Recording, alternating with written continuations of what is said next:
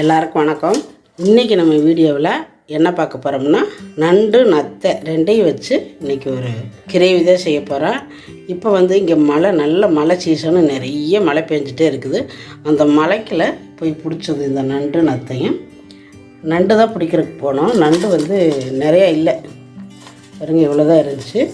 நத்தை நிறைய கிடச்சிது பாருங்க. நண்டு எவ்வளோ நல்லா இருக்கு பாருங்க, ஃப்ரெஷ்ஷான நண்டு. இது வயலு நண்டு, ரொம்ப நல்லாயிருக்கும்.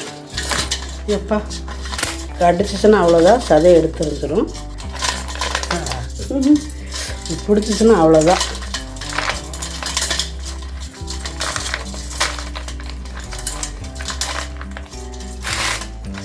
நல்லா சுறுசுறுப்பாக இருக்குது. நத்தையுமே நல்ல பெரு நத்தை. இது மழை நேரத்தில் வயலுக்குள்ளே பிறக்கணும்.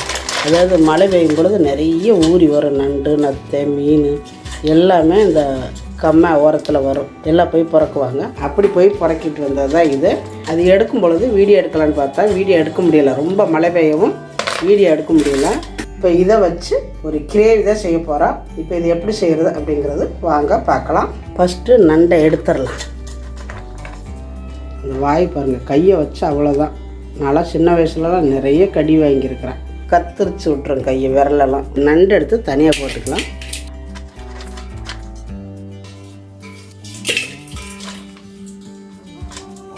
பார்த்து எடுக்கணும், அவ்வளோதான். இல்லாட்டி கண்ணை பாருங்கள் எப்படி இருக்குன்னு. இதுதான் கண்ணு. பாருங்க, அதான் கையை தூக்கு பாருங்க. அப்படியே தூக்குது. அப்படியே கை போயிடுச்சுன்னா அப்படியே அமுங்கிக்கும் பாருங்க.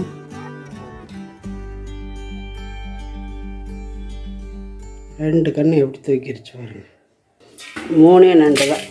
இந்த நத்தை எப்போவுமே, அதாவது நத்தை புறக்கிட்டு வந்தோடனே குழம்பு வைக்கக்கூடாது. அதில் நிறைய மண் உள்ள அழுக்கெல்லாம் இருக்கும். அதை எடுத்துகிட்டு ஒரு பாத்திரத்தில் போட்டு ஒரு 2-3 நாளைக்கு சும்மா கொஞ்சமாக தண்ணி ஊற்றி வச்சிட்டோம்னா அதில் உள்ளே இருக்கிற அந்த அழுக்கு பூரா கக்கிடும். அதனால் இப்போ நாங்கள் எடுத்துகிட்டு 2-3 நாள் ஆச்சு. இப்போ நான் தண்ணி ஊற்றி கழுவி எடுத்து வச்சுருக்கிறேன். இப்போ மறுபடியும் இதில் தண்ணி ஊற்றி இதை லைட்டாக வேக வைக்கணும். நல்லா முழுகிற அளவுக்கு தண்ணி ஊற்றிக்கணும். கொஞ்சம் நேரம் வேக வச்சா போதும், இதெல்லாம் வெந்துடும். இப்போ இதை வேக வச்சுக்கலாம். இப்போ கரண்ட் அடுப்பில் வச்சுட்டேன். இது ஒரு 10 நிமிஷம் இருந்தால் போதும். இதுக்கு வேறு எதுவுமே போட வேண்டாம். சும்மா மூடி வச்சு ஒரு 10 நிமிஷம் இருந்தால் போதும். இப்போ வேகட்டும், நான் அப்புறம் காட்டுறேன். பாருங்கள் எப்படி வெந்துருச்சுன்னு. நல்லா வெந்துருச்சு. அதை இறக்கிக்கலாம். அதை அரைச்சி அள்ளி தண்ணி இல்லாமல் வேறையில் போட்டு நல்லா ஆற வச்சுக்கணும்.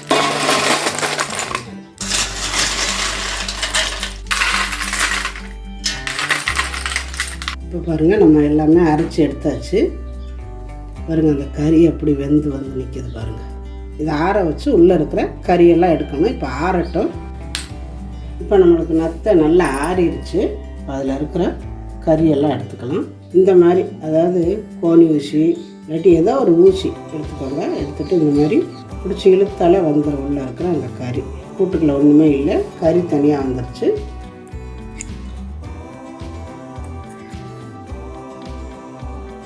இது பொறுமையாக இழுத்தோம்னா உள்ளே இருந்து நல்லா வரும். இப்போ பாருங்கள், நம்ம எல்லாமே எடுத்தாச்சு. இந்த நத்தையோடு இருக்கையில் 1 கிலோ வரும். இப்போ கறியெல்லாம் எடுத்ததுக்கப்புறம் பாருங்கள், இதுவே 1/2 கிலோ பக்கம் வரும். ஓடெல்லாம் இங்கே இருக்குது. இப்போ இதை நல்லா 2-3 வாட்டி கழுவணும். இதுக்குள்ளே உள்ள மண், அதாவது நொரன்னு இருக்கும். நம்ம சாப்பிடும் பொழுது கடிப்படும். அதனால் நல்லா கழுவி எடுத்துக்கணும். இப்போ கழுவிட்டு நான் காட்டுறேன். பிணைஞ்சு கழுவினாக்கா உள்ளே இருக்கிற அந்த மண் ஏதாவது இருந்துச்சுனாலும் கடிபடும். அதனால் நல்லா இந்த மாதிரி பிணைஞ்சு ஒரு 2-3 வாட்டி கழுவிடுங்க. நல்லா கெட்டியாக இருக்கும் கறி. பிணைஞ்சா உடஞ்செல்லாம் போயிடாது. அதனால் நல்லா பிணைஞ்சிட்டு நல்லா பிணைஞ்சு கழுவி தனியாக எடுத்து போட்டுக்கோங்க. பார்த்திங்கன்னா எல்லாம் கழுவி எடுத்தாச்சு. நல்லா சுத்தமாக ஒரு 5-6 வாட்டி கழுவணும். அந்த மாதிரி அலசி எடுத்துக்கினா தான் சுத்தமாக இருக்கும். இந்த நண்டை 3 நண்டு தான் இருக்குது. அதனால் இப்போ இதையும் சுத்தம் பண்ணி அது கூடவே சேர்த்துக்கலாம். பார்த்து பிடிக்கணும். இந்த நண்டு சுத்தம் பண்ணுறது ரொம்ப ஈஸி தான். பாருங்க, இப்படி இந்த காலை ரெண்டையும் நல்லா இந்த மாதிரி இழுத்து பிடிச்சிக்கிட்டு இப்படி ஒன்று மேலே ஒன்று வச்சுட்டு இங்கே இருக்கிற இந்த குடலை ஃபஸ்ட்டு பிடிச்சிக்கணும். இந்த மாதிரி பிடிச்சிட்டு இதை பிடிச்சிக்கிட்டு இப்போ என்ன இந்த மாதிரி பிடிச்சிக்கிட்டு இதை பிக்கணும். இந்த இடத்துல பிடிச்சிக்கிட்டு இப்போ இழுத்தாக வந்துடும். இதை பாருங்கள், இப்படி வரும் பாருங்க, இப்படி வந்துடும். போட்டுட்டு இப்போ இந்த சின்ன காலெல்லாம் இந்த மாதிரி முறுக்கி முறுக்குனிங்கன்னா அதுவே வந்துடும். இந்த மாதிரி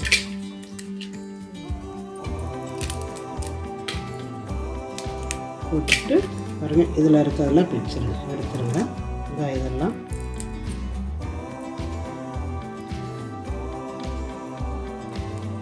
இந்த இடத்துல குடலோடு இருக்கும். இதை எடுத்துட்டிங்கன்னா பாருங்கள், இந்த குடலோடு அப்படி வந்துடும். அப்புறம் இந்த மேலே இருக்கிறது இந்த இது பல், இதுதான் பல் திங்கிறதுக்கு. அது வாய் இதையும் எடுத்துடணும். அவ்வளோதான். நாட்டு நண்டு, இல்லை பெரிய நண்டு பாருங்கள், சுத்தம் பண்ணியாச்சு. இப்போ குழம்பு தாளிக்கிறதுக்கு அடுப்பத்தை வச்சுட்டு வடைச்சிட்டு அடுப்பில் வச்சுருக்கிறேன். இதெல்லாம் எண்ணெய் விட்டுக்கலாம். இதுக்கு நல்லெண்ணெய் விட்டுக்கிட்டிங்கன்னா ரொம்ப நல்லது. அதாவது நத்தையெல்லாம் நல்ல மருந்து குணம் உள்ளது. அதனால் நல்லெண்ணெய் விட்டிங்கன்னா ரொம்ப நல்லாவே இருக்கும். நான் நல்லெண்ணெய் தான் விடுறேன். இப்போ எண்ணெய் காஞ்சதும் பட்டை கிராம்பு ஐட்டம் எல்லாமே சேர்த்துக்கலாம். பிரிஞ்சி இலை, சோம்பு, கசகசா, பட்டை, அன்னாசிப்பூ, ஏலக்காயை இதுமாரி 2 நச்சுருக்கிறேன். இது செவந்ததும் கொஞ்சம் போல் கருவேப்பிலை செவந்ததும் ஒரு 5 பச்சை மிளகாய் 2 வறுத்து வச்சுருக்கிறேன். இப்போ அதையும் சேர்த்துக்கிட்டோம். சின்ன வெங்காயம் நறுக்கி வச்சுருக்கிறேன், அதையும் சேர்த்துக்குவோம். கொஞ்சம் எண்ணெய் கொஞ்சம் கூடவே விட்டுக்கோங்க. நம்ம குழம்பு வைக்கலை, நான் இன்றைக்கி கிரேவி தான் செய்ய போகிறேன். இப்போ இந்த வெங்காயமெல்லாம் நல்லா வதங்கட்டும். இப்போ வெங்காயமெல்லாம் ஓரளவு வதங்கிருச்சு. கொஞ்சம் போல் இஞ்சி பூண்டு பேஸ்ட்டு சேர்த்துக்கலாம். நல்லா கிளம்பிக்கோங்க. இதுவும் நல்லா வதங்கணும், வேகட்டும். இப்போ வெங்காயம் இஞ்சி பூண்டு அரவெல்லாம் நல்லா செவந்துருச்சு. ஒரு 2 தக்காளி கட் பண்ணி வச்சுருக்கிறேன், கறி சேர்த்துக்கலாம். மஞ்சள்தூள் ஒரு 1/4 ஸ்பூன் சேர்த்துக்கோங்க. இது தக்காளி நல்லா வதங்கணும் அப்படிங்கிறது இல்லை, லைட்டாக வதங்கினாலே போதும். நம்ம சுத்தம் பண்ணி வச்சுருக்கிற இந்த நத்தை கறியை சேர்த்துக்கலாம். இந்த கறியோடவே சேர்ந்து இந்த தக்காளியெல்லாம் நல்லா கரைஞ்சிடும். அதனால் தக்காளி ரொம்ப வதக்காமல் இந்த கறியை போட்டுக்கோங்க. இப்போ இதுக்கு தேவையான அளவு உப்பு போட்டுக்கோங்க. உப்பு போட்டுட்டு நல்லா கிளறி வச்சுக்கோங்க. இப்போ இதில் காரத்துக்கு 1 ஸ்பூனு மிளகாத்தூள், அப்புறம் உங்களுக்கு எந்த அளவுக்கு காரம் வேணுமோ அந்த அளவுக்கு சேர்த்துக்கோங்க. இது நம்ம கிரேவியை தான் செய்ய போகிறோம், அதனால் காரம் நிறைய வேண்டாம். ஒரு சின்ன ஸ்பூனால் 3/4 ஸ்பூனு மல்லித்தூள் போட்டு நல்லா கிளறி வச்சுக்கோங்க. 1 ஸ்பூனு மட்டன் மசாலா போட்டுக்கோங்க. மட்டன் மசாலா, கரம் மசாலா, சிக்கன் மசாலா, இதில் 3ல் எது வேணாலும் சேர்த்துக்கலாம். நான் மட்டன் மசாலா சேர்த்துருக்குறேன். ஏன்னா அந்த மட்டன் மசாலில் காரம் இருக்கும், அதனால் நீங்கள் மிளகாத்தூள் போடும்பொழுது பார்த்து சேர்த்துக்கோங்க, இல்லைன்னா காரமாகிடும். மிளகாத்தூள் எல்லாம் போட்டு வதங்கினோன்னா கொஞ்சமாக தண்ணி விடணும், நிறையா தண்ணி சேர்க்கக்கூடாது. தண்ணி இந்த அளவுக்கு சேர்த்து இந்த கறியை வேகணும்.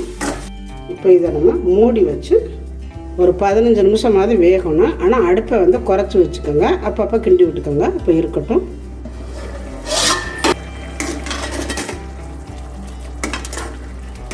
மாதிரி கிண்டி விட்டுக்கணும். நல்லா ஸ்லோவிலே வச்சு நல்லா வேக விடணும். அடுப்பை ஸ்பீடாக வச்சுட்டிங்கன்னா இந்த தண்ணியெல்லாம் வற்றிடும், கறி வேகாது. அதனால் அடுப்பை ஸ்லோவில் வச்சு வேக விட்டிங்கன்னா தான் இந்த கறி நல்லா நின்று வேகும். அதனால் மூடி வச்சுக்கோங்க. இப்போ இது வேக விட்டு காட்டுறேன். இப்போ கறி ஓரளவு வெந்து பாருங்கள், தண்ணியெல்லாம் கொஞ்சம் வற்றிருச்சு. இப்போ அம்மா எடுத்து வச்சுருக்கிற இந்த நண்டு கொஞ்ச நேரம் வெந்தாலே போதும். அதனால் இப்போ சேர்த்துக்கிட்டால் போதும். சேர்த்து கொஞ்ச நேரம் வேகட்டும். இது கொஞ்சம் நேரம் அப்படியே மூடி வச்சு இன்னொரு 5 நிமிஷம் அப்படியே இருக்கட்டும்.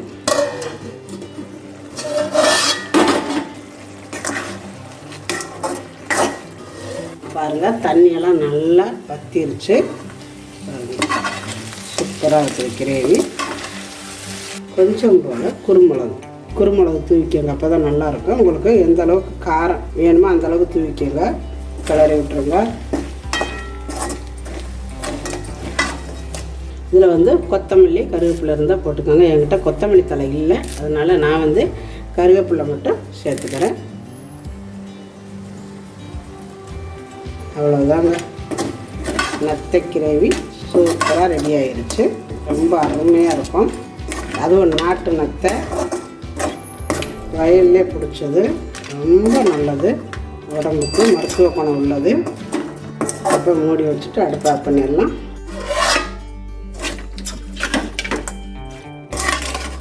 இப்போ நான் சாப்பிட போகிறேன்.